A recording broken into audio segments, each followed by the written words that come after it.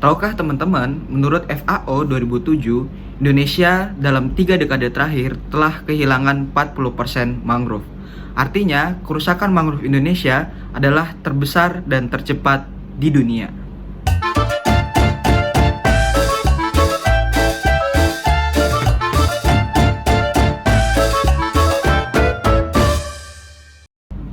Selamat datang di channel Afif. Perkenalkan, nama saya Muhammad Afif Zulkifli, peserta praktikum pengelolaan lingkungan perairan tahun 2021. Kali ini saya akan menjelaskan bagaimana alat dan bahan serta metode yang digunakan untuk praktikum acara mangrove.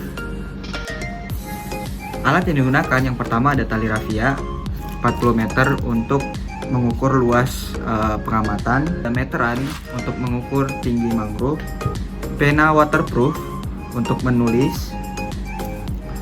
ada clipboard sebagai alas menulis, kemudian kertas yang dilaminating, botol sampel air 2 botol, kemudian ada label untuk melabelkan sampel, ada plastik clip,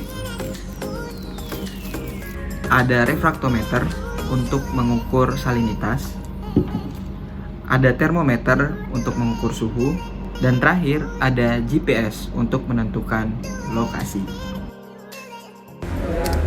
Cara pengambilan data yang pertama, buat area plot pengamatan dengan tali tambang 40 meter persegi dan jangan lupa menentukan lokasi pengamatan menggunakan GPS. Amati dan hitung jenis mangrove dalam area pengamatan dan ukur diameter semayan anakan indukan mangrove.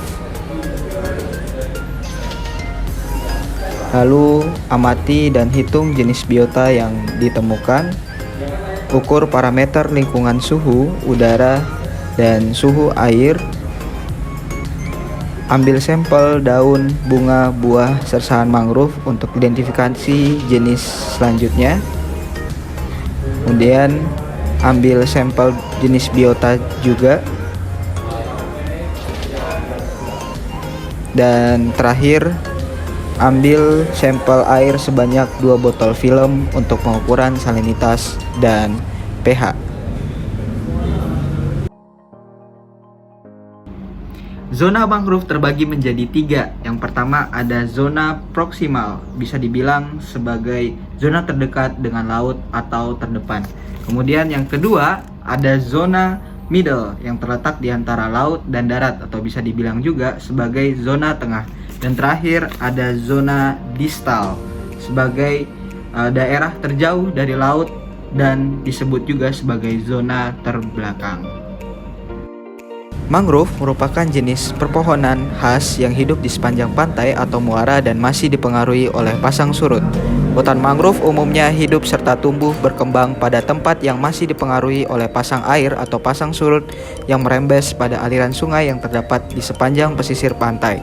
Menurut Tarigan 2008, ciri-ciri mangrove yaitu terdapat tumbuhan bakau yang mendominasi dipengaruhi oleh pasang surut air laut, berkembang di wilayah berlumpur dan terjadi pencampuran air tawar dan air asin. Apa sih pentingnya konservasi mangrove? Menurut Greenpeace Indonesia, potensi luas mangrove Indonesia sekitar 9 juta dan hanya 2 juta dalam kondisi baik, sisanya rusak berat dan sedang.